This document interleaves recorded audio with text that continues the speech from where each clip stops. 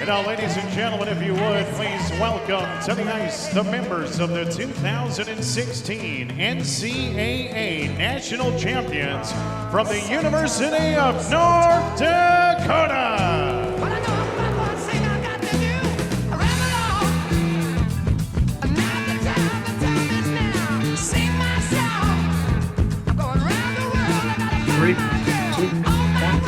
Welcome back to the Has-Beens, presented by 10K Takes, brought to you always by the Chill Boys. And you can go on www.chillboys.com. And listeners, you can type in HB15 to get 15% off your first order from the Chill Boys. Get your underwear, socks made out of bamboo. We are joined by a special guest today. He's all the way in East Grand Forks right now, Dixon Bowen. Dix, thanks for coming on. Appreciate you having you here.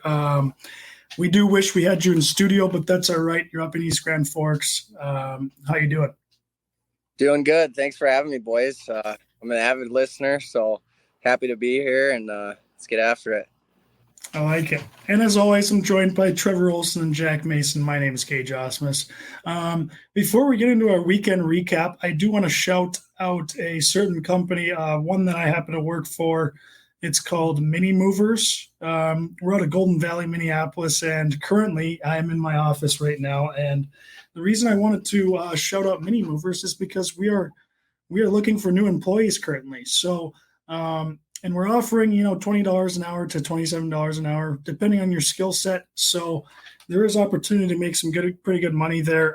We always get tipped on our jobs, and we've got a great group of guys here. So you're guaranteed to enjoy the workday with us. And just wanted to shout that out. If you or anyone you know might be interested or is looking for a job, send them my way. I'd love to have a conversation with them. And after that, let's get into our weekend recap, brought to you by Beauty Status. And like I said last week, guys, Beauty Status has those head covers for your driver. And they've got poles now for the golf course, as well as all the other stuff. They've got, stickers and flags for the man cave. Just very authentic stuff. They do a genuine job there with the Minnesota brand and in hockey all around. Ols, what'd you get up to on the weekend here? Yeah, it was a good weekend. I made it up to Duluth. On that Friday, we played in a golf scramble for Stevie Anderson. His name was. He's our old golf professional up at Ridgeview Country Club. So we played in his golf scramble. He passed away to a heart attack a few years back. So they do that fundraising thing every year. It's a pretty fun gig. 6-man scrambles, so it's guys go low. We unfortunately got very intoxicated and only went 13 under, but just 6-man scrambling a couple pars out there. Oh yeah, big time. The par threes were daggers out there. So no, it was really fun. And then we made the trip down to the cabin scene. I've mentioned it before on this show, but there's about 6 or 7 families that we grew up playing hockey and hanging out with as kids, and the parents stayed friends, and they all have cabins down on that lake. So we made the trip down there, and it was a heck of a weekend. That sounds like a hell of a time. I'm still kind of trying to put together how many drinks you guys must have had collectively as a group to shoot 13 under on a big man scramble. I love those scores. Boys come in, you're like, what'd you dart out there at dash 13? Pretty good, you? Like, no, it's not very good. But no, we had fun, huh? We were awful. We were awful. We had a lot of good golfers too that just didn't play up. Like I would say I'm a pretty good golfer, above average. And I was the 4th or 5th worst player on our team. So the fact that the fact that our A players didn't show up, we had 4 A players. They were all ass. Me and my brother contributed way more than we should have. So shout out Troy there.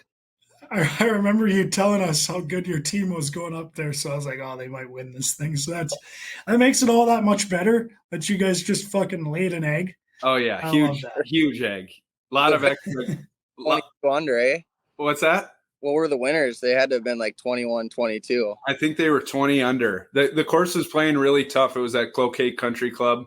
For those that have played it, it's a tough course, and they shaved the greens down pretty good. They were rolling. It was awesome. We were just terrible. That's the bottom line.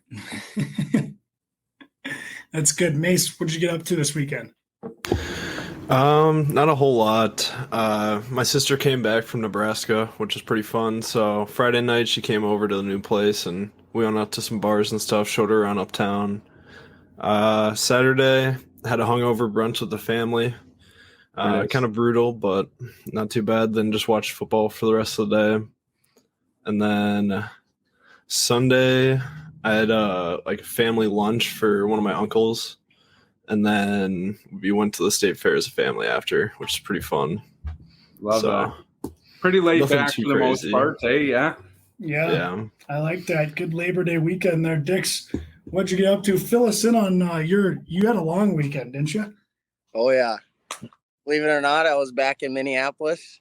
Usually there every other weekend, it seems like. Checking out that place.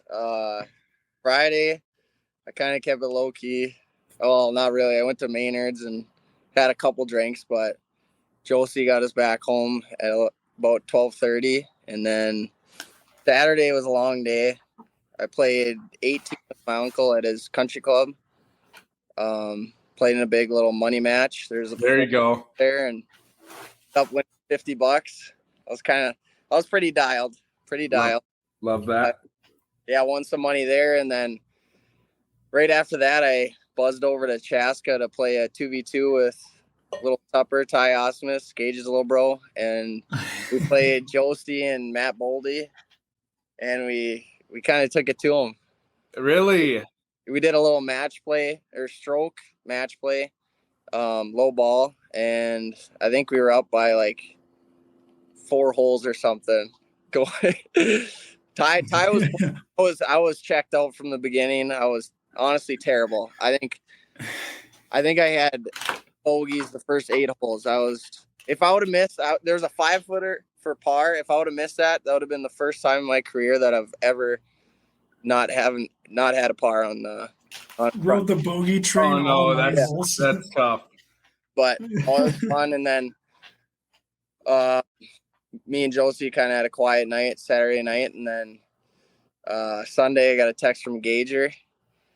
Asked me to come out on a little yacht party. There you go. Actually, that's my first time on Tonka and first time on a yacht. So that was kind of a fun night. We were out there for a few hours and checking things off the bucket list, huh? It's crazy. I've been there like every other weekend and I haven't been out on Tonka yet, but no, it was a good weekend. It was a long weekend, and that drive home is always a little stung. Oh yeah. But no, it was good. Yeah. So it was obviously a long Labor Day weekend there, and so it was Paul's birthday on the 6th. It was his 30th birthday, Paul Ladou's 30th birthday down here, and his girlfriend Kip and Keller had arranged a little surprise 30th for him on Sunday on Tonka on that boat, Lady on the Lake, it's called. So this has been going on for a little while. It's been being planned. It was pretty funny, leading up to it. The troubles she went through of like she planned it like the week before, and they went up to Lutzen the week before, and they're driving up to Lutzen together, and she's like texting us in a group chat, and we're just firing off from this group chat, like making jokes and stuff. There's like 12 guys in it, and she's like, stop texting me, like he's gonna notice I'm texting someone I'm not really texting that much, and he's gonna notice I'm on my phone or whatever. So then we keep texting in, and she eventually tells us, like, he just asked me like who I'm texting, like he probably thinks I'm cheating, like.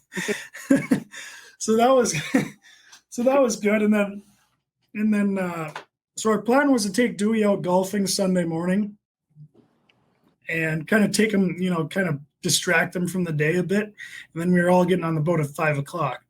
So we take him out to Rush Creek golfing. Our tee time was at 7:40 a.m. We play the first 18. Tomer and I Keaton Thompson and I were on a team playing Vegas versus Paul and Luke Johnson. We absolutely crush them, just embarrass them. and Dewey's Dewey's there like, all right, we got to play another 18. Like, let's find another tee time. And we're like, I'm pretty tired. I don't know. And he's like, no, we're fucking playing another 18. Like, what are you talking about? We're like, don't you have like a dinner with Kip at 5 o'clock or something? He's like, yeah, I'll fucking push that back. Like, let's go. Like, so we had to like tell him like, no, we're going home to nap. Like, we're done. We'll see you later. And then before the boat at like 3 o'clock, he's texting all of us like, what are you guys doing? Like, where's everyone at? We're all at Maynard's pregame on the boat. And we're like, his parents are there, like his family is so funny. We're like, we'll see you after the dinner at 5. Like, what are you doing? And he's like, I don't fucking know what we're doing. Like, I don't know. So it was pretty cool. We all got on the boat and kind of surprised him. Ended up being a really good deal there and really fun. Got to see Paul's parents. We've seen them over the past years and getting to know him through college. But yeah, it was a long day Sunday, and then I woke up and played Troy Byrne on Monday on Labor Day. Let's go. What a goddamn track that is. Unreal track. I told you last week. It's unbelievable. It's beautiful. It's so fun. I should have stayed and played with you. You should have. I mean, you had the opportunity to, Dix, and you didn't. Well, he'd arrived at home at like 1 a.m. on Monday night. So yeah. Well, I actually left at like 2 o'clock on Monday. I was just laying on Josie's couch for hours. We watched Lord of the Rings, and it was kind of nice. Yeah. I love it. But it's funny golfing these, you golf like Rush Creek and Troy Byrne, and you grow up golfing Valley Golf Course and Kings Walk out in Grand Forks, and it's like these courses are just taking dumps on those courses. They're unbelievable. I've been going out to that's why I go out there most of the time. Like, time I'm going there, I called Ty or you or whatever, and let's get a tee time, play Rush Creek, Chaska, whatever it is, and yeah, that's the best part about going out there. And then it is. Usually I end up showing up to the tee box a little stung, but yeah, that's all right. That comes with it. Yeah, you take advantage of the shampoo effect, get a couple beers early, and you're right back into one there. Then I'm just peering it. Oh yeah, the aiming. What did the guy call it at Troy Byrne? He called it like the aiming juice or something. Aiming fluid. It's really the aiming fluid. Yeah. I was like, that's good. That's good. That's my brother's go-to. He's like, I just got to have one more drink, get the aiming fluid going. Just it works. It fucking works. But let's move on to the fun stuff brought to you by Butter Golf. I did want to start off with our nail gun of the week. I've got a couple nominees here. Does anyone want to start us off, or do you want me to go first? Lead the way, Gager. Okay, so as always, I've got 2 or 3 here. Actually, I've got 2. Sorry. You want to set those? I don't have one. Yeah. You can take my. Well, it's going to be tough to explain it to you, but. Okay. So the first one. Do you know what? Do you know in golf, also when you stymie someone, you stymied them? Yeah, you put the ball in front of, like the ball ends up like in their line on the putting green. Yeah. Yeah. So I saw a video of so Byron Nelson's playing Sam Snead, and I think this was for a major. I can't remember the tournament, but Sam Snead puts his ball and it lands. Byron Nelson's maybe 4 feet away from the hole. He's got kind of a tap in.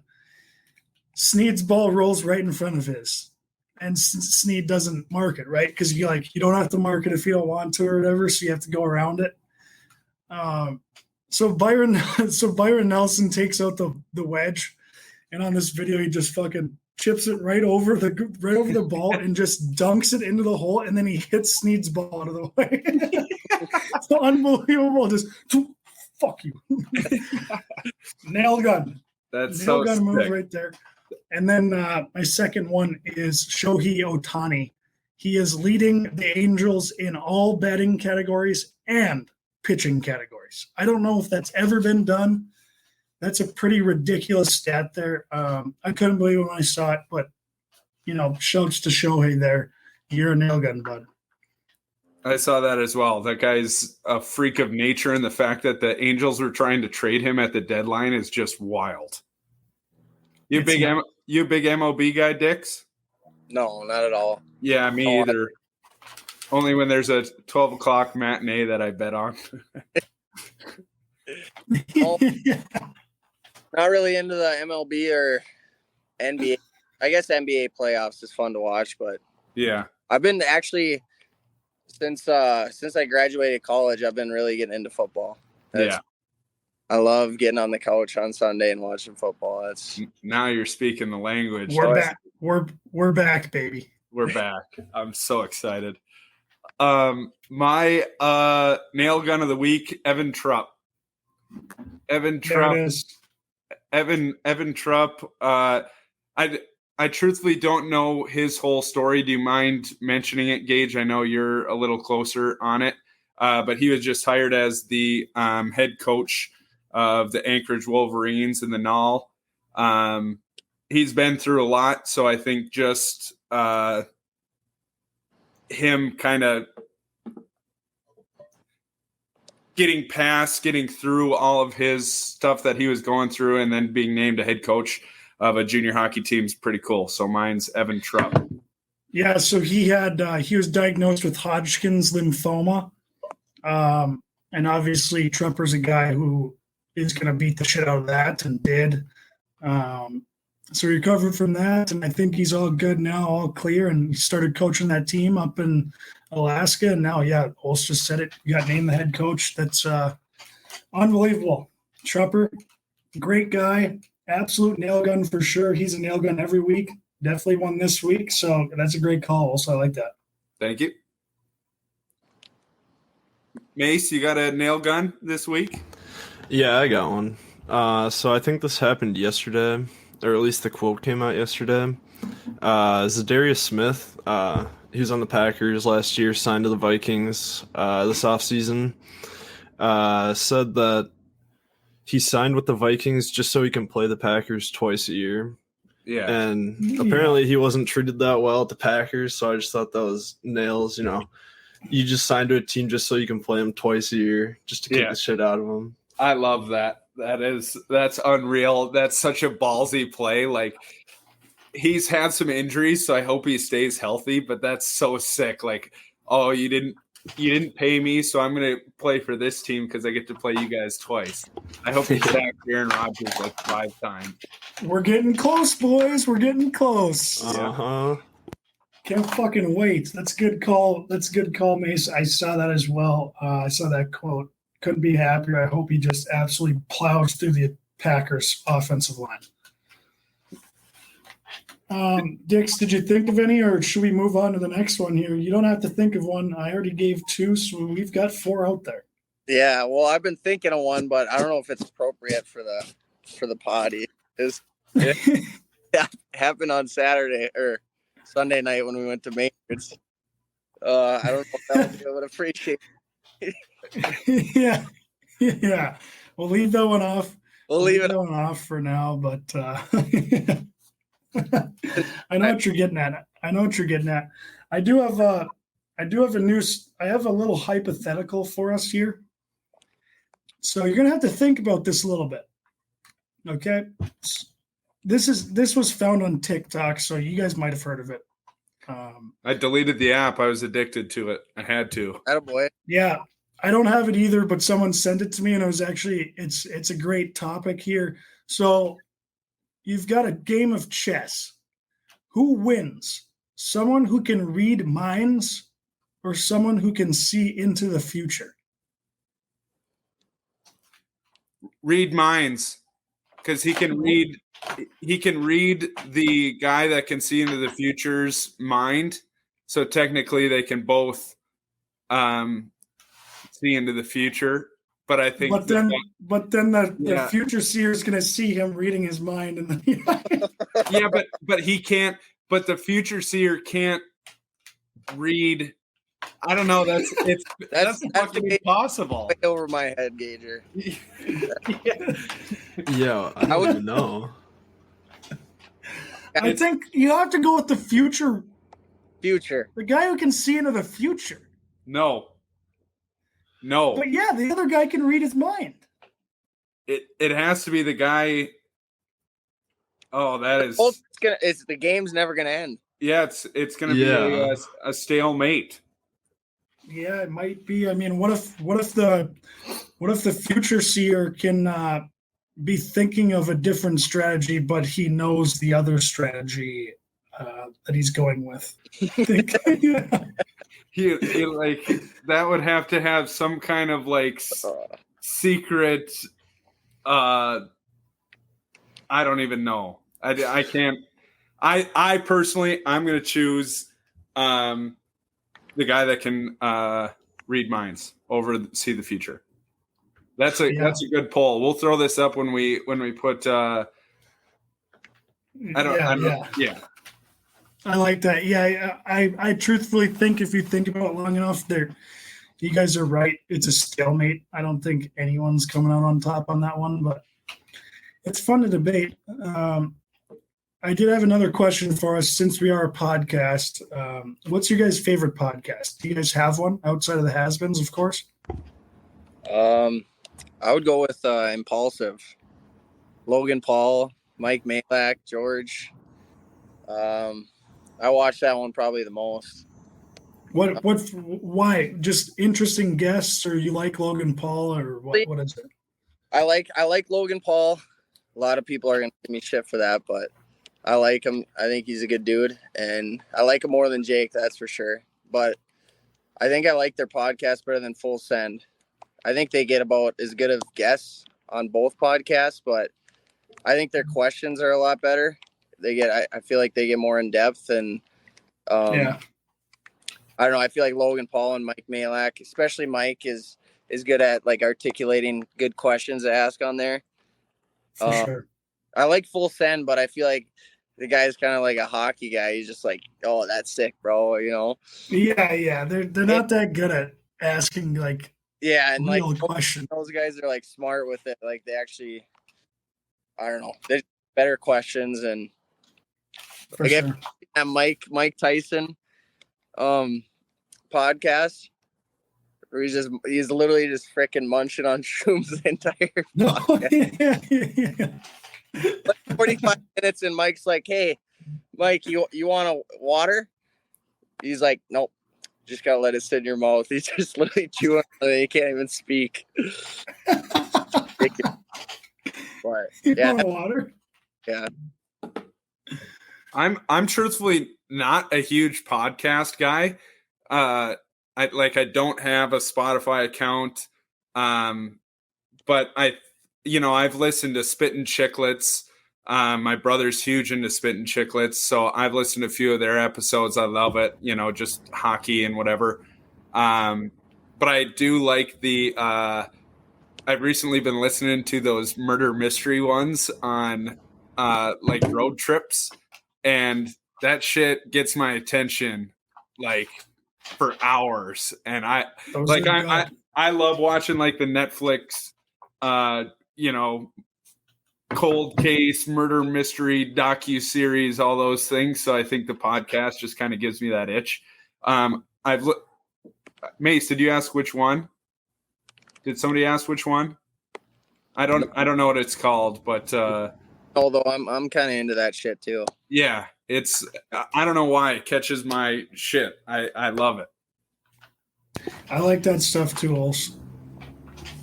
Mace, did you have a favorite podcast? Yeah, I only basically listen to one other podcast, and it's called Wet Jeans. I don't know if you guys have heard of it. Wet Jeans? Is that with Danny Heatley? Yeah, All-Star? dude, it's the funniest shit ever. Oh my god. If you haven't listened to it yet, look it up. Like, it's so fucking funny. They basically talk about nothing for an hour and just shoot the shit. Yeah. It's so funny. I love that. I'm gonna have to look into that one. I like Danny Allstar on Twitter, so I'll have to listen to that. That guy is fucking funny. It's like him and his roommate or something who do it, and Yeah. they just go back and forth the whole time. It's comedy. Yeah, so I guess mine, I've got two, like Ole said. One of them's just like it's like a season or like a series. It's almost like a TV show, but there's only one season. It's called Dr. Death. It's a really good listen on the long road trip. It's like this guy he like con man his way into having a medical or a doctor degree from Harvard, and he never went to school there or never graduated.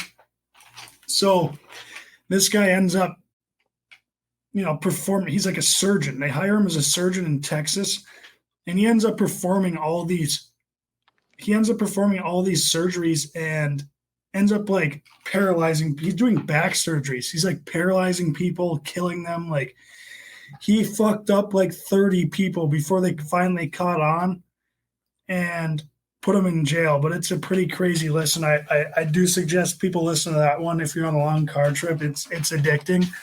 And then the one podcast.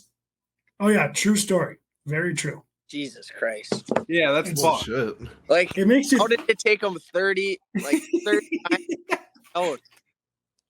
Well, apparently it explains in the show. It's like every hospital is looking for a good surgeon, and this guy, his resume looked great, and he just faked the whole thing. And these hospitals they hired him just because they needed surgeons, and he just kept doing it. And apparently, he would get kicked out of a hospital or like fired, but they would never say anything because they didn't want people to know that he was a surgeon at their hospital. So like no one would ever know because these hospitals were never saying anything about it. Wild. It's fucking nuts. But yeah, it makes you think like I absolutely cannot. I have to like if you're getting a surgery on anything, like do your research on the doctor. It doesn't mean they're actual surgeon. They might be some fucking average Joe just hacking people up. And then the one podcast I listen to almost every episode is Pardon My Take with Big Cat and PFT. Oh, that's a good one. That's a good one. I've listened to a couple of those. That's good. Just touches on all sports, analysts, everything, reporters. It's just a great listen for sure. I wanted to add, did you guys see this cold case podcast that solved a mystery? No. They solved I'll have to do some digging on this and I'll bring it up next episode. But there's a cold case podcast that they like looked into, and they they do research and they kind of like look into what happened and where the lead went cold, and they found new details that ended up finding out who killed somebody, and they announced it on their finale of their podcast, and then the guy got arrested. No fucking way. Yes. Yep. That's like that Larry David Curb Your Enthusiasm episode where some guy got out of prison because he was filmed in one of the episodes where Larry David was at the LA Dodgers game. Yes. And he didn't have an alibi saying he was there because he went by himself. But then in the episode, like he's at the game and he's like, that's fucking me. Like, get out of jail. Yeah. That's on Netflix. That documentary is on Netflix. That was fucked. It's nuts. Yeah, that stuff's just wild. I can't believe that stuff. But let's get into what we came for. Let's talk to Dixon about his hockey career. Dix obviously grows up in East Grand Forks. His father, Jeff Bowen, UND legend, also played at University of North Dakota. So obviously, Dix, you're growing up in East Grand Forks. You've already, you're already cemented into being a hockey player. I can imagine with your dad, playing for the University of North Dakota. Was there any doubt in your mind at any point that you would pursue a different sport other than hockey? I guess, all the way up, I played all the sports: soccer, baseball, football. in golf.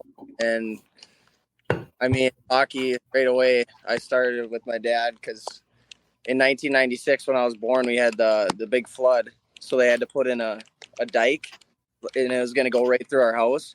So we had to move to a apartment building. And so right when we got there, it was winter time, and my dad flooded the tennis courts out there.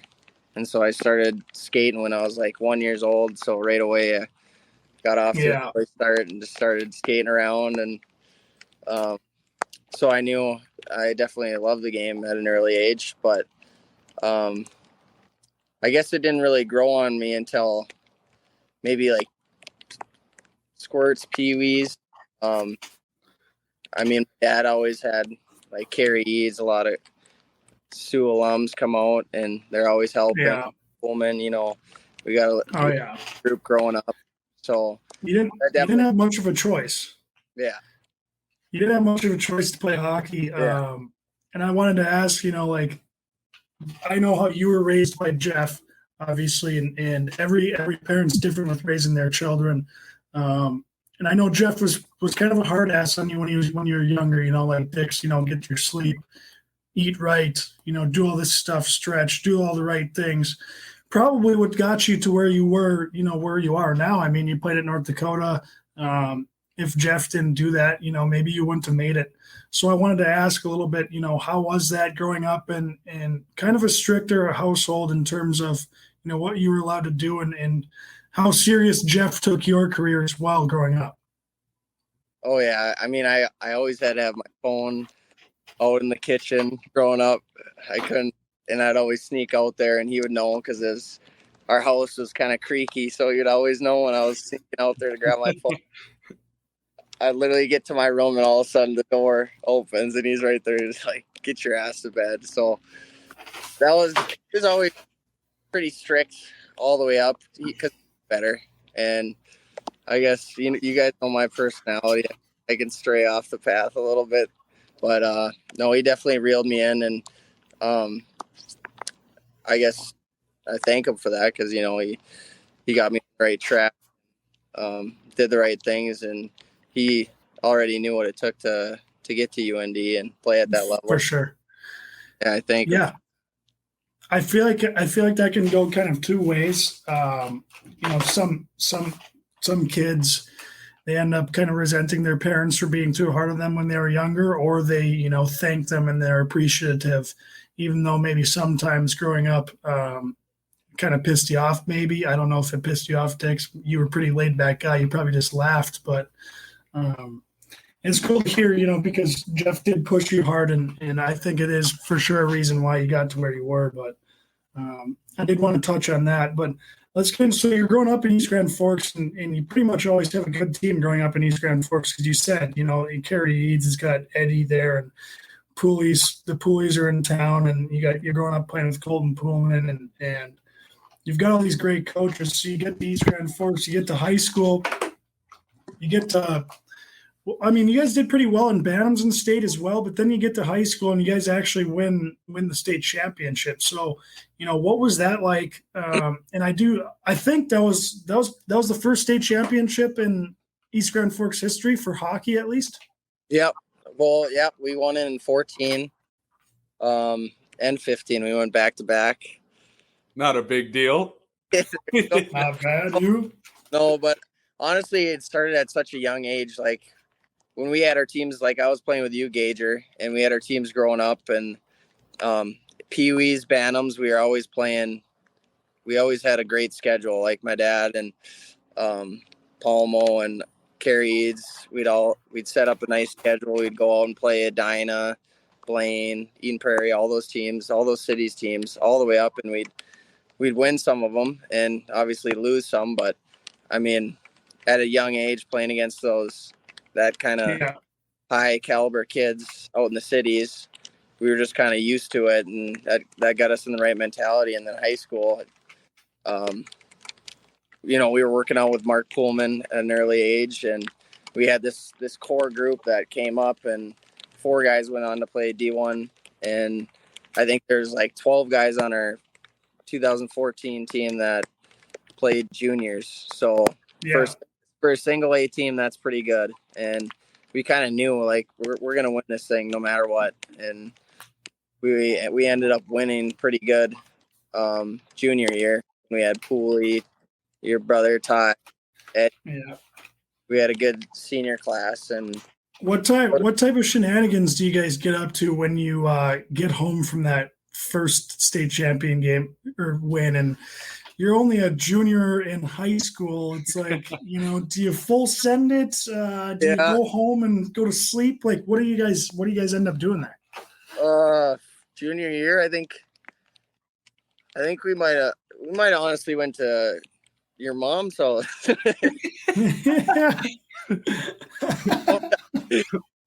I'm not gonna put 100% on that one, but we might have Sandy Ausmus's house and had a little banger. But There you go. I can see that. I can see that being I can see that as well. I can see that The being a Austin possibility. House. Yeah, for sure. So and then my senior year when we won, I had to stay an extra day because I was up for the Mr. Hockey final. But not a big deal. I was kind of mad. The boys took the bus home and they had like an escort into town, and everybody was like out in the downtown area, and all the dads were just out there just getting hammered, and it was kind of a deal. So I missed out on the night there. Yeah. So after that ends, do you go straight to the Fargo Forest after that and play after the high school season, or did you shut her down until the next season? Going into senior year, I played with Fargo before the season, and then I think it was maybe 10 games playing with Pooley, and then they wanted me to stay, but I'm like, you know what, we gotta get this thing back to back. Like, yeah. What's the point of leaving early right now? I just want to be with my boys and win another one. And so I played the season, and then I ended up, I think it was a week later that I went and joined Fargo and finished out the season with them. And then that was the last year John Marks was there. And then Kerry Eads came in and he was coaching. So that was a tough decision because he was, him and my dad are best friends. Me and Eddie are best friends, and I respect them. But I went out and visited Penticton and loved it there. I knew Tyson Jost was going in, Gabe Bass, Nick Jones, that crazy guy. Colt Coleman, obviously. And we went out there together, and it was just, it was unbelievable out there at BC. And Fred's a great coach. Fear was in the program a while back. He used to play there, and so it kind of all lined up and it felt right. I want to have a good year out here with these guys and go in with these guys. So Dix, I want to kind of circle back. to what you had mentioned before. So you ended up playing in the USHL before your senior season. So what's it like playing in the USHL and then having to go back to high school and play? How different is the game where you kind of like, what, this is easy? Like, did it feel like, you were playing down a level, or, what was that like? Well, it was, obviously John Marks called my dad and asked if I wanted to come try out for the camp. And so I went there and had a pretty good camp. And then he's like, why don't you stay for a few games before your high school season? So, the first few games is kind of like scary. These guys are ready to take your head off. I was kind of like, well, a little bit of a shock, but I kind of settled it. This is obviously really good hockey, and got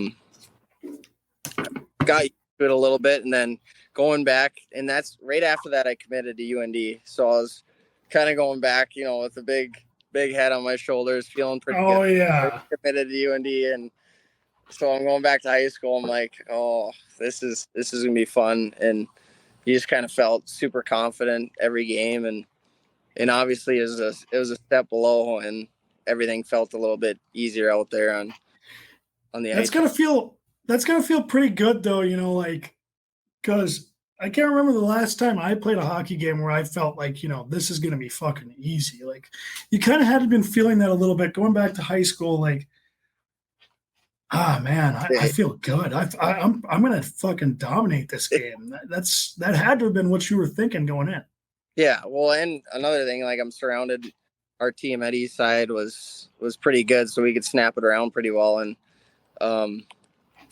there's a couple teams in the section like Warroad and Thief River that are really good, but then it kind of drops off. So you're kind of just not getting complacent out there and just trying to stick to the game plan, not getting a bunch of bad habits and stuff. But for sure, it was definitely a confidence boost playing in Fargo, and because obviously all those guys are going D1 and everything, so you're getting used to that level and getting a little taste of it. And then coming back, like, I played a couple of games in Fargo. I'm feeling pretty good right now, but yeah, definitely a good experience.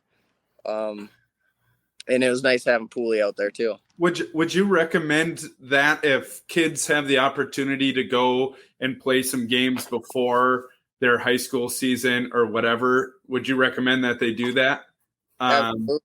Yeah, I'm a big believer in it too. I just think that it kind of keeps you, if you just continue playing high school, that's great. And there's nothing wrong with that.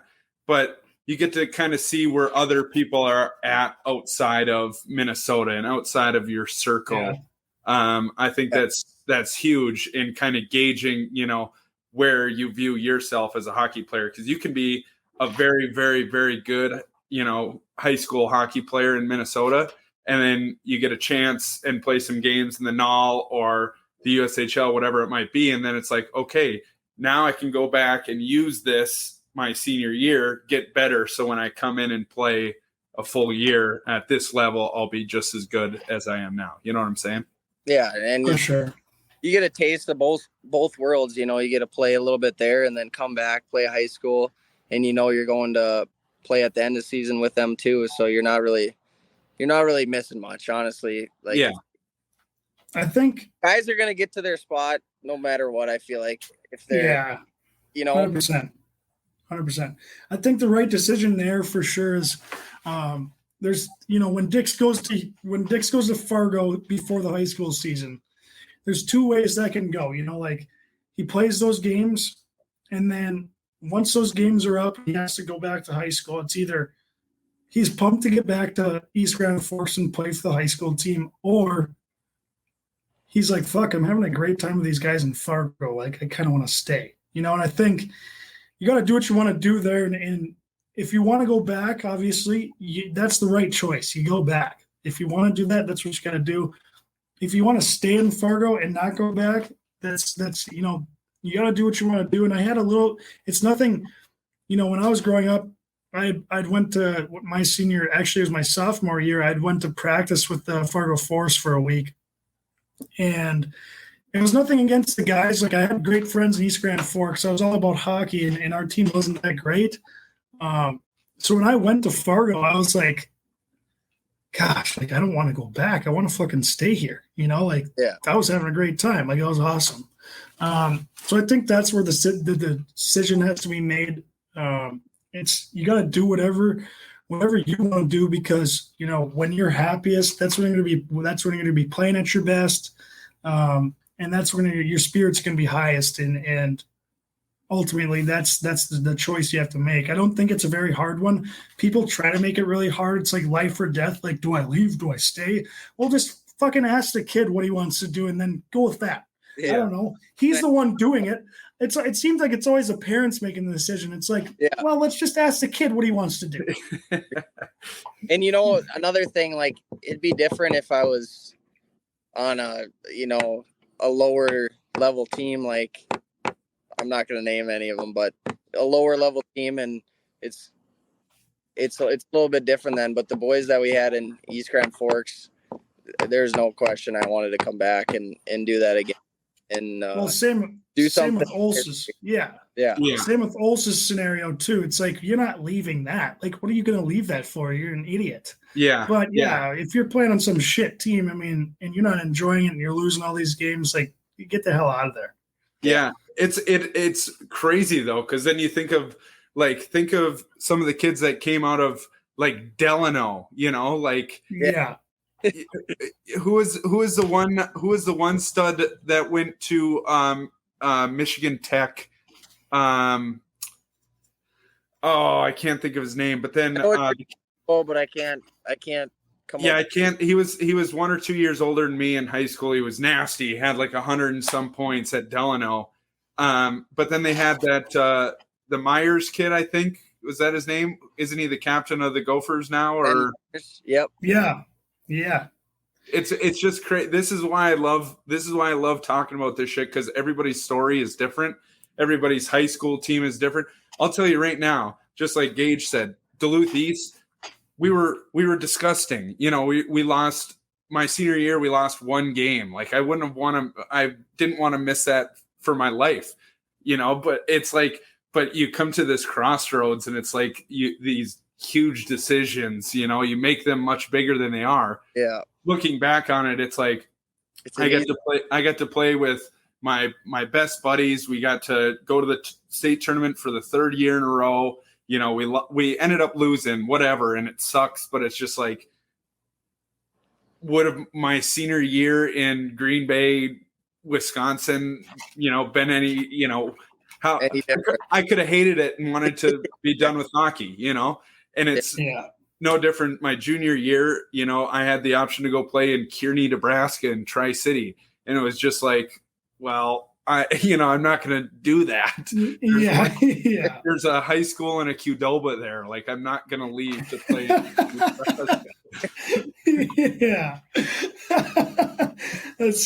It's a great point. It's like, I think back on why I made my decision, it was kind of like, you say, Olson's like, I got to play with my best buddies and we're having the time of our life. It's like, when I was in East Grand Forks, I had great friends. My best buddies are from there, obviously, but you kind of want to be with people who share the same passion you do for the same thing. For sure. And like you Dix had that at East Grand Forks. Olson, you had it in Duluth East. For me, I didn't have it as much. There weren't really many guys as committed as I was to the game of hockey at the time.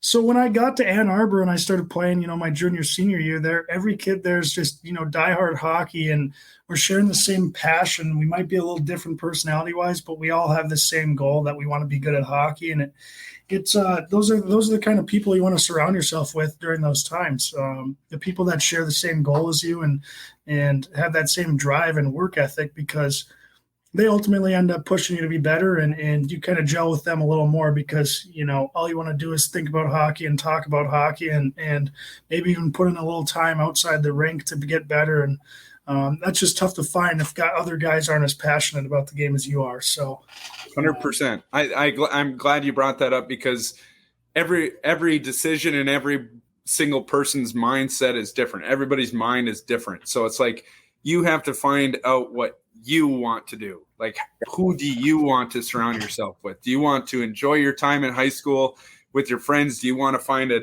different, more committed group? Like, the decision is much more simple than it needs to be, but there's so many different factors that come in. And then, parents, have their insights and they don't really tell you to do one thing or the other. They just kind of play devil's advocate. And it's like, well, you have this here, and then if you go, you have that. And it's like, all right, what do you want to do? That's the ultimate thing. It's like, what do you feel is the best? It's no different when you decided you wanted to go to Penticton rather than Fargo. It was like, you knew people there. You had people that were committed to North Dakota with you going there. Like, to me, it's like, that's an easy decision. You just kind of had to listen to yourself. You look at them like there's a right and there's a wrong. There's not. There's an A and there's a B, and you don't know what's right and what's wrong. I mean, you throw all these pros and cons out there, and you have no fucking idea what's going to pan out. And so, it's like, just fucking ask the kid what he wants to do and just go with that. Yeah. No, it was the hardest part about it was telling Kerry Eads. Yeah. Yeah. He wasn't too happy about that, but life goes on. Yeah. I'm really happy that I made that decision to go to Penn. So have you mended your relationship with Carrie up since then, or is there still a little salt in the wound? I think 2 years later, I saw him at WeFest and sleeping in his camper, like right outside. I'm walking by and Carrie's like, "Hey, you want a shot?" And no, it's good. Everything's all good there. You know how the hockey guys are. Like, you get in an argument and you get over that. Everybody's mature about it. So yeah. Well, and I mean, if I'm in Carrie's shoes there, I'm fucking livid that you're leaving. I'm like, is this guy fucking serious? I coached this guy growing up his whole life, and now I'm coaching the Fargo Force, and he ends up leaving. Like, what the hell is going on? I mean, I can't imagine. I'm almost like pissed at you for Carrie for doing that. But honestly, if Joesty and Gabe and all those guys that weren't going to Penticton, maybe that might have swayed it. Maybe me and Colton both would have went to Fargo. I don't know, but no, I had a great time in Penticton. That place is unbelievable. Yeah, I went up there for a summer hockey camp when I was younger, and that place is a little hidden paradise there with Lake Okanagan or whatever it's called, and it's unbelievable. There's a bunch of wineries everywhere. You're like, the town has got 2 miles side and 2 lakes, and right by Kelowna, which is a hot spot. So, and then you get the traveling there, like the places you get to see there, going over to like Victoria Island. You get to take a ferry, drive your bus up there and take a ferry, see whales and dolphins and all that cool stuff. So, no, not bad. Get a place like Jordan Kawaguchi over on the Chilliwack Chiefs. Okay, so Dix, you're obviously expecting to go into UND, and you're going in with all your boys. I mean, your thought process going in has to be similar to mine and Olson's. Like, this is the best fucking thing ever. Like, let's go. When you get to campus, what were some things that stick out that lived up to the hype or didn't? Like, you thought you were going to get this, or you didn't, or you never realized it was like this. What kind of sticks out in your mind? Yeah. Well, going into it, I kind of thought that I had a little bit of a taste of it, just growing up there, my dad playing there, and like taking me down in the locker room, and just growing up and knowing the culture.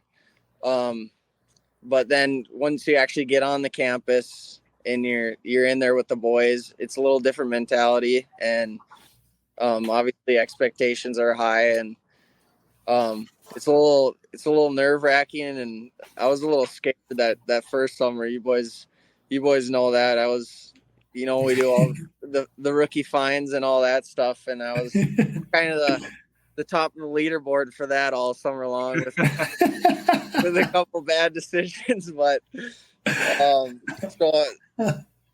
a couple times walking to the weight room when everybody's stretching, all the older guys are there, and I'm just walking in with my head down, just like, fuck. But Dix was stepping on toes right when he got on campus. Just started stepping on toes. That's because nobody knew me like that. Once the boys kind of figure out I'm a kind of an idiot sometimes, and they ended up taking me in. But no, it was going out for those first few skates too. It was nervous. I was a little nervous, but is there any better feeling than that first time you step onto the Ralph for an actual game? That's like one of the craziest feelings. Like, the amount of adrenaline you have going. Like, if you have any sort of heart trouble, you're probably going down with a jammer. My legs were absolutely gassed after my first warm-ups. Oh, I was buzzing around. My legs were so heavy. Oh, it was awful. Just ripping pucks off the glass and warms. Oh, high and tight for sure. What's that, Dixie? I wish I could have done the 4x4 with that adrenaline for that. Like, oh yeah, fuck no, the 4x4. Really a dream come true, and Like when I committed to Hack, not Bubs, but I remember you guys were playing Bemidji, and I was actually little stat. I was the first guy in that new recruiting room. They remade everything, and I literally right when he offered, I just put my hand out. I'm in. Yeah. Oh yeah. I wanted to touch base on, did you feel any pressure? We touched base on your dad playing at North Dakota before, and the Bowen name being a big name in the UND atmosphere. Did you feel any pressure, or did you feel more support than anything else?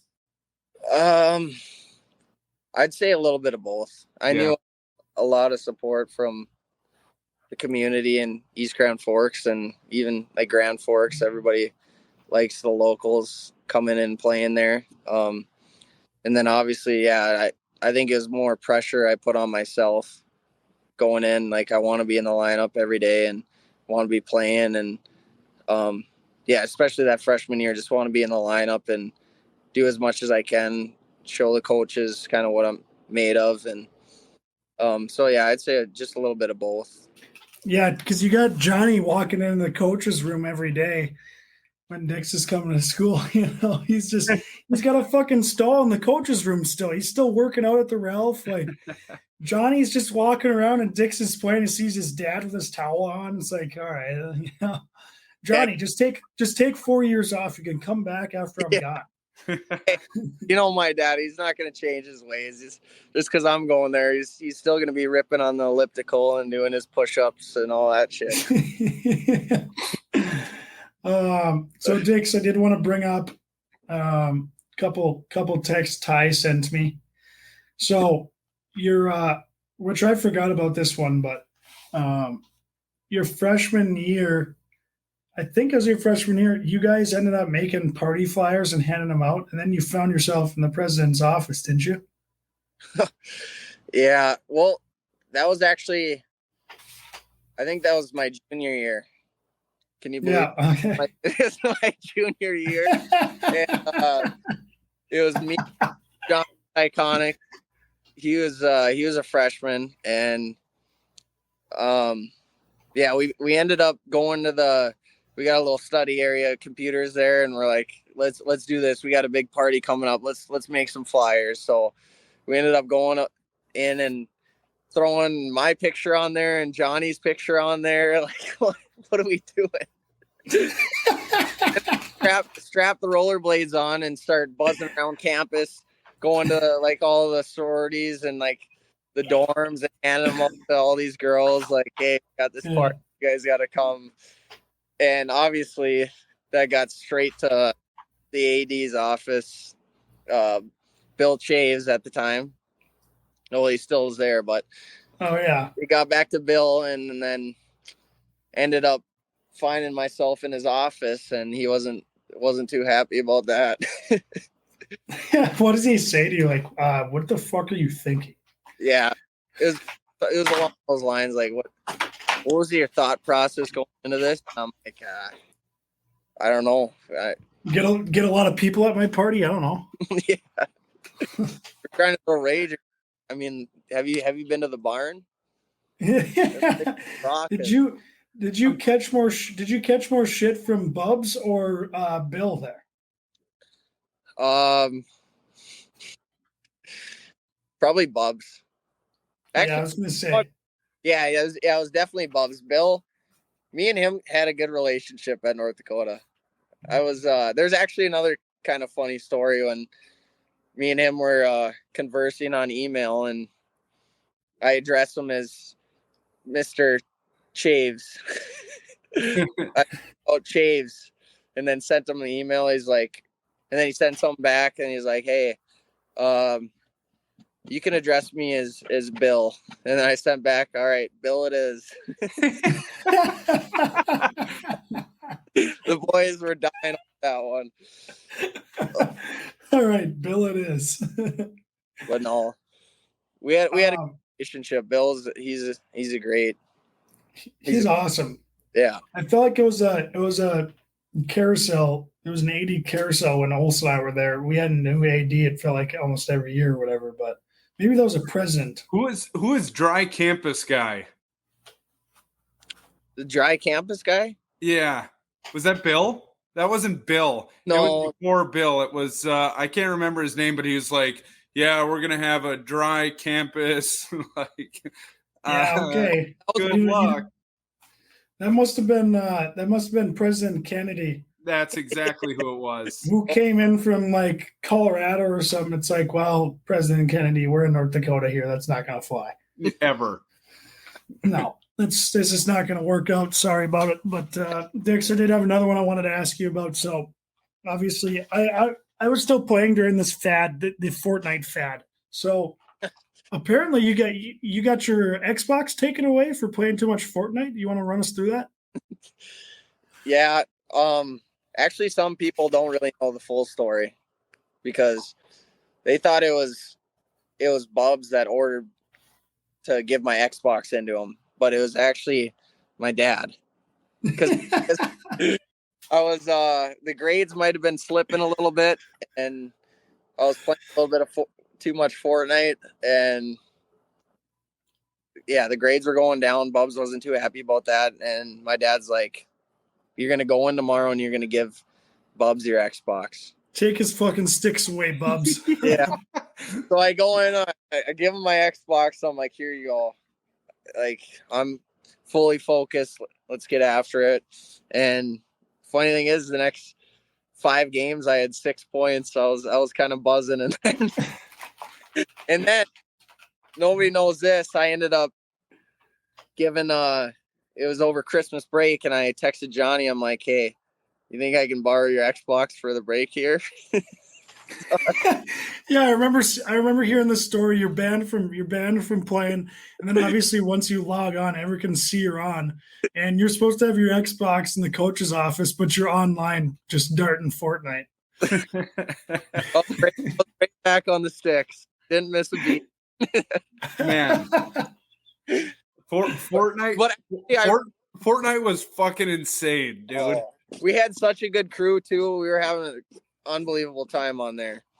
And it's not even that. It's fun playing, obviously, but it's more about like bonding with the boys and talking shit or whatever. And yeah, but obviously I paid too much attention to that, and grades kind of went down a little bit, but bounced back. It's all good. Yeah. You came back. That's all right. That's all you need to do. So Dix, we always ask all of our guests. Now, obviously, you played the Gophers, so leave the Gopher series out of it because that's clearly, there's nothing like playing the Gophers when you're on UND. So, where was your favorite spot to play on the road? Honestly, as far as like rivalry, I would say I liked going to Denver because I hated Denver, and Duluth is right there too, but Denver, obviously the altitude sucks. You're going there and you're sucking wind the first couple periods, but it was always fun going to Colorado and getting in a day early. And I mean, Colorado's beautiful, and I always hated those guys. I mean, I hate everybody in the NCHC besides us, but it was always a good series, and that was probably the one that it's tough to say because Duluth is up there,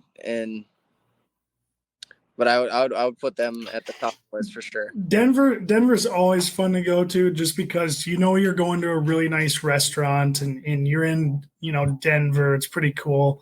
But playing those games those games are fun because there's a lot of UND fans there, but it's fucking hard. Oh yeah, you get so tired so quick. Like, it's fucking awful. I've never played a full series in Denver ever. Well, hey, apparently he's got like a altitude room where they can, if they're going to play Denver that week, they can crank it up to 8,000 feet. So their lungs are going to be ready for that one. Wait, what? Yeah, they have that shit in the locker room now. Shut up. No, is it in the locker room? I thought it was in the weight room. They got like, yeah, well, that's what I mean. Yeah, 20 bikes, bunch of ellipticals. I don't know what else in there. Like you can literally train shit, I'd probably train there most of the summer if I was. Yeah. Boys. Fuck yeah. Fat camp. Yeah. Yeah. Put me on the 10,000 fucking, I'll be huffing and puffing here, sweating like a grease monkey. Oh yeah. Oh man, I can't believe the additions they made to the rink. I mean, even when we were there, they're still making additions, and now they're just making more. It's like, how much shit do you have to build to get kids to play hockey there? It's like, holy fuck. Like, I'm pretty sure, yeah, we had 15 yards of turf, and now they got 60 yards of turf in there. And Really? yeah, Jack sending me a couple of videos today of it's getting there. It's almost finished, and it's unbelievable. That's sweet. But I mean, So it's a horrible. I hate being in the gym, but it's sweet when it's a nice setup. You know, I was kind of the guy that fucking danced around and lifted a weight here and there and made sure everybody's doing their shit. But now they Oh yeah. up the Ironman too. There's no mile, no mile, no 300s. What the fuck? What? That's what I'm talking about, dude. I was born too early, man. Yeah, You were.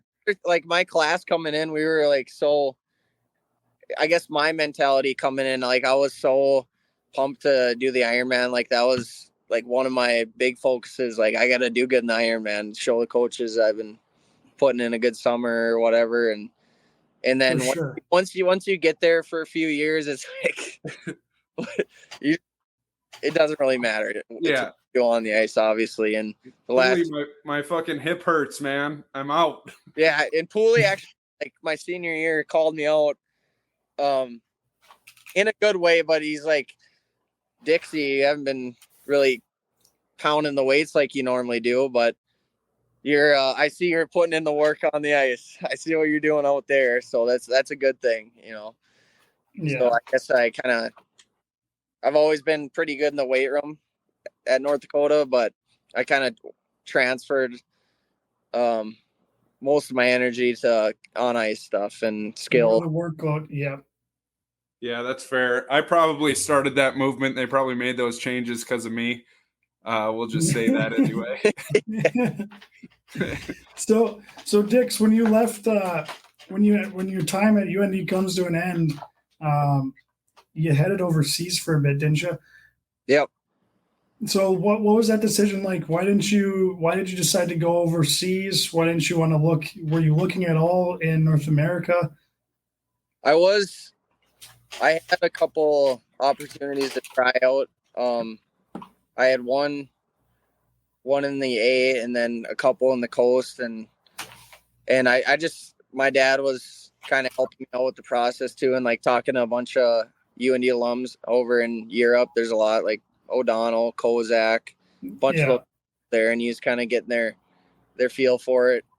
And he kind of asked him like, do you need to play a few years over here to have a better opportunity there? And it's kind of like if you're over there your first year, you're kind of going to be starting. They don't kind of realize how good college hockey is, and so you got to go over there and have a good year there, and then you can get into one of those like top leagues. And so I'm like, I better bring up my shoulder too. Like I separated my shoulder my sophomore year, and it kind of never felt the same. I've had 2 surgeries at North Dakota, and so I'm like, you know what? I just want to go over there, and it's a different style of play. I guess it's not as grindy as like college hockey, and not as many hits and stuff like that. So that kind of weighed my decision. Factored in, yeah. That factored in definitely. And so I'm like, I'm gonna go over there, and I don't know how much I have left or how much more my shoulder can take. So I went over there to Finland. That was the first spot I was in. And that was pretty fun. It was during COVID, which kind of sucked. You couldn't go out. Tough. That was kind of a dagger. But actually, there's the second weekend I was there, there's one other North American guy who's a goalie. We were kind of buzzing around there, like, you're allowed to maybe have a couple drinks out on the outside of a bar. And so we were having a couple drinks and walked by this this spot, and you can hear the music just, going crazy. And we're like, should we pop it? See what's going on there. Next thing you know, it's like 11:30. We pop in, and I don't leave until like 4 a.m. I'm just absolutely in my trainer. The next day, apparently there's a bouncer that knew the trainer, so I get caught right away, and he's like, "You got to go get a COVID test right away, otherwise I'm telling the coach." So I'm like, the next day I'm just like, "Yeah, I got a COVID test. I'm negative. It's all good." I didn't go, but just tell me it's all good. No. But no, it was a good experience. I was there in Finland for 2 months, and it was a warm-up skate to my first game out there. And the first drill we're doing 2-on-2, just battle drills in a warm-up skate. And I'm coming like full speed around the corner, full speed. Some random guy just trips me, and I'm going full speed, and I go into the corner, right into my bad shoulder, and I mess it up again. Done. Yeah. So I'm like, all right, this is it.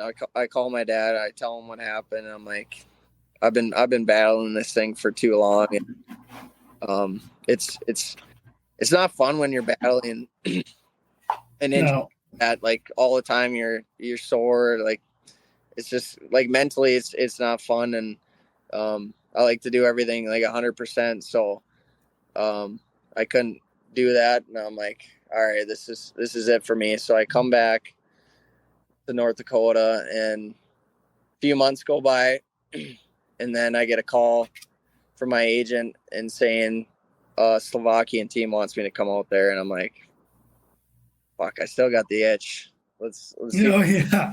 But literally, like the 4 months I was back home, I didn't work out. I didn't do shit. So it took me.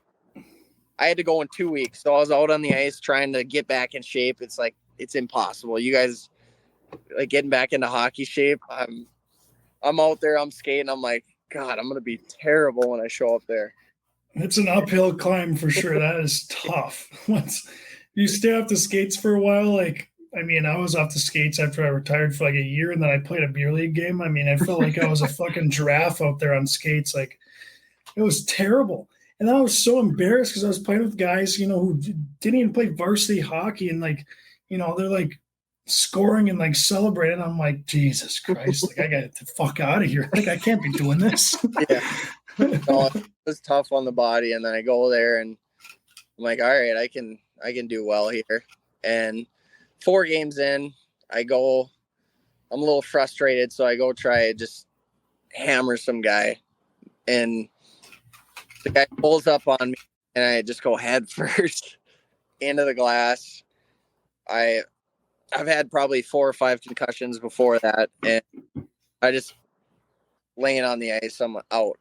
So I go to the hospital and get a little CT scan, and thank God there wasn't any blood, but I definitely had a bad concussion. So I'm like, all right, this is kind of the end of the road for me. And the concussion, I think out of, I was talking to someone earlier about this. I think I'd rather take a broken leg than a bad concussion. There's nothing scarier than when your brain isn't working properly. It's like, it's a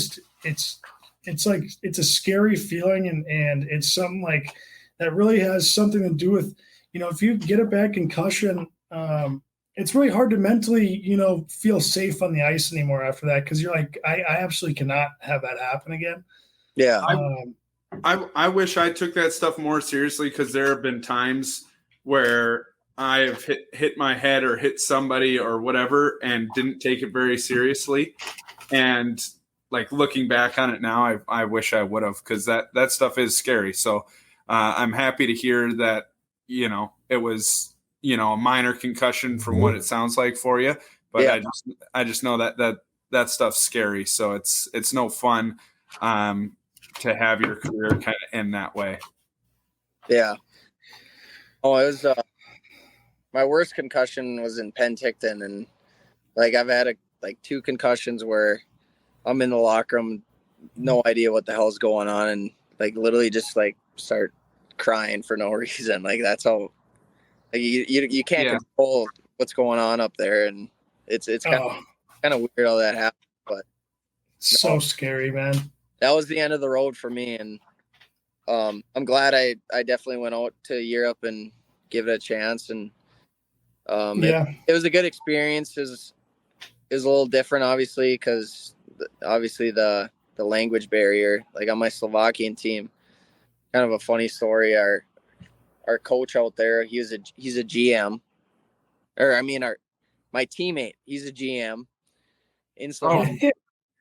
Literally my stallmate, he's the one who recruited me to come. And first weekend I'm there, or first game I'm there, he starts arguing with the coach. Just I have no idea what the hell they're saying. It's in Slovakian, and just yelling back and forth. And all of a sudden he leaves, and I'm like, look over to the guy next to me. What just happened, man? What just happened? And he's like, yeah, he just fired the coach. This guy on like a 7-hour trip. If it was too far, he wouldn't even go to the game because it was too far. And if it was second period, he's having a bad game. He's like, all right, I'm going to the locker room. I'm done with this. Teammate fired the coach. Your ass. You're not playing me enough. You're done. I'm on the power play? All right, you're fucking done. Well, his parents owned all the like electricity and the lights and the whole city. So he kind of ran the city, ran the team. So it was kind of funny, but he was actually a good guy. That's hilarious. That's unbelievable. That's an unbelievable story. I cannot believe that. It's funny you think about the coast being a shit show, but you don't have your fucking GM sitting next to you lacing them up. Yeah, the whole coach player GM thing is something that I just can't wrap my head around because I just don't know what I would. I wish I was a GM player coach. That'd be so sick. Yeah, I don't think I could play with one sitting next to me like fucking Johnny over here. Imagine the pressure. Like you yourself have a bad game and you're like, God, am I a bad coach? I was giving myself too much ice time. I wasn't playing that well. Should I, look in the mirror as a coach? Yeah. Yeah. You think maybe just power play time only. Well, you're a terrible 5-on-5. That guy was on the power play. He's looking in the mirror, having a meeting with himself. I liked your game. You played a really well game, but you didn't coach too well. I thought you should have ran with a couple other lines versus that. It's just ridiculous. That was something else. Honestly, the craziest part about Europe was the travel to get there. I went there and back from Finland and there and back from Slovakia, and I thought at least one of them was going to go smoothly, but every single time I ran into troubles. It was during COVID too, so it was an absolute shit show. My flight to Slovakia, I missed one of my flights. I landed, where the hell was it? London, I think. Missed my flight, and so I'm running around for like another 6 hours up and down this big airport. Don't know what's going on. I'm calling the GM and he's not helping at all. So I missed my flight and I end up having to like pay some random driver to bring me 2 hours to a different spot to stay in a sketchy hotel in Istanbul, Turkey. Oh yeah, that's where I flew into. That's where I missed my flight. It was in Turkey, and I drive 2 hours away in this sketchy ass hotel, and it's the middle of the night, and I'm not sleeping at all. Like I'm wide awake because all I hear is this weird music, like this Muslim music. It's ridiculous. I'm staying up all night. I'm like, oh my God, what is going on with my life right now? And then finally figured out, and the next day I fly out from there.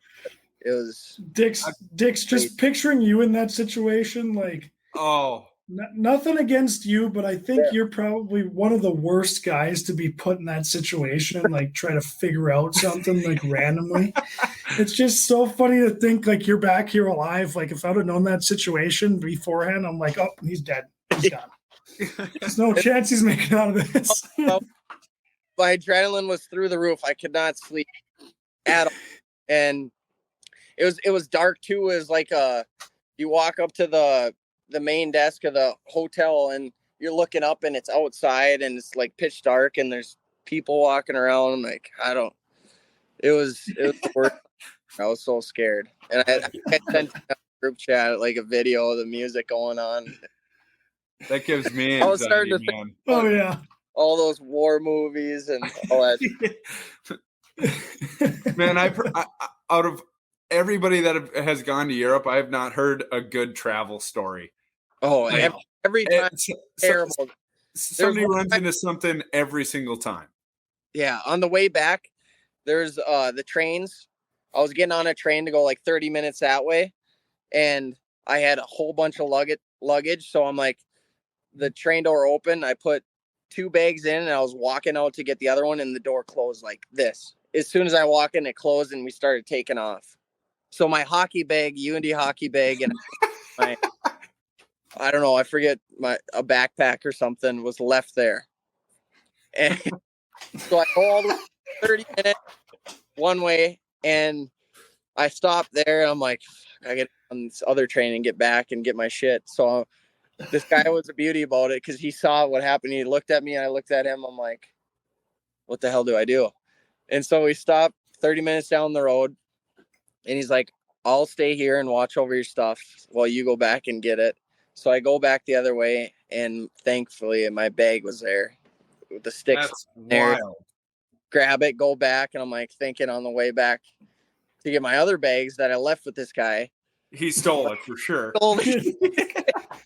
He definitely looked through the bags and was like, there's clothes in here. I don't need anything. But he would have for sure scooped up a watch or something if it was in there. Yeah. Well, I think I ended up getting everything, but I didn't have one smooth trip, and it was probably 30 hours of travel each time. Yes. Yeah, but it was an experience, and I'm glad I went. Yeah. Yeah. That's something I wish I did. Good, Mems. Yeah, that's my one regret too is never experienced the overseas. I was happy to be done, but never got over there just for the experience. Typically, you just do it for the experience, right? Like you're not trying to like scale your way up. I mean, some guys are, but I mean, sometimes you just get over there and things go well, and that's why see what happens. That's why guys play over there for 10, 12 years because it goes well. Short seasons, if you get stuck in a spot, they're going to pay you to keep you there, and it's a good living. But you'll just never know unless you try, and I never tried. Yeah. I mean, that's what Odie did too. He's he lights up the East Coast and then somehow gets his way over to Europe, and then bam, he's playing the KHL. Probably the second best league in the world. Yeah, and he's getting paid good money to play in this high-end league. Like, who could have seen that coming? He's still over there making good money. So yeah. Oh yeah. I mean, that's a good point. You just never fucking know. Like, you just go over there to have a good time, and whatever happens. Yeah. Yeah. You get in a good over there, and you get to literally see some of the most beautiful places in the world, and short season, which is nice. It's not, and it's like you're gonna play 40, 50 games, and it's not crazy physical. So you just got to maintain the body and come back for the summers, and it's a good setup over there. That's for sure. Yeah. Yeah, I like that. Well, Dix, let's wrap it up here. Thanks for coming on. Appreciate having you on. As always, Olson, Mace, great to see you guys. But thanks again for coming on, Dix. Hope all is well. We'll probably see you in a few weekends here and you head down to the Minneapolis area. Absolutely. Until then, I'll see you next weekend. Yeah, sounds good. We didn't really get into me and Dixon just going nasty for about 8 games, but okay. We've done this before. We've had a couple endings and then revived it. Let's do it. We'll just revive it quickly. Dixon and I and Ludwig Hoff, that connection that we had was just disgusting. I mean, we were the hottest college players on earth. We scored an OT winner that got called back. We scored the 2 before that too. We just went bonkers. We went nuts. BU. Yeah, that's that goal fucking counted. Ludwig was not offsides. 100%. That was terrible. That was a highlight of my career, but also one of the worst times of my career. Just God, but we were just mucking and grinding, third line guys, just freaking carrying the team on our back. Yeah. It was absolutely bonkers. It was nuts. I loved every second of it. A little shout out. We got to get Gorns in there too. Oh yeah. He was buzzing around with us and put a guy through the glass. That's something we haven't talked about. Is Gorns just absolutely eliminating that player through the glass? That game down 3-1, and then we score 2 more, tie up, and you know the rest. The rest is history. But he just fucking buried that guy. It was the place went dead. It was so loud, and then it went dead silent, and all of a sudden you could just feel the energy. Building with about 8 minutes left. Then we go doink, doink, tie the game up. Oh, that was fun. Oh, shit. Good memes. Fuck. Yeah. I got a shout out to the Dirty South boys. Had a good time in college with those fellas. Spent a lot of time with Camer, Wooly, Janny. Quick shout. Wool is the guy we need to get on for sure. Oh, yeah. Wooly will bring the heat. He's got a good story to tell, that's for sure. Yeah. He's on the list for sure. No, Vince. It's been an honor, and I'll probably see you guys, if not this weekend, it'll be next weekend. Deal. I love it. Miss you, brother. Appreciate you coming on. Love you, boys. Yeah. Love you too. And we'll see you next week.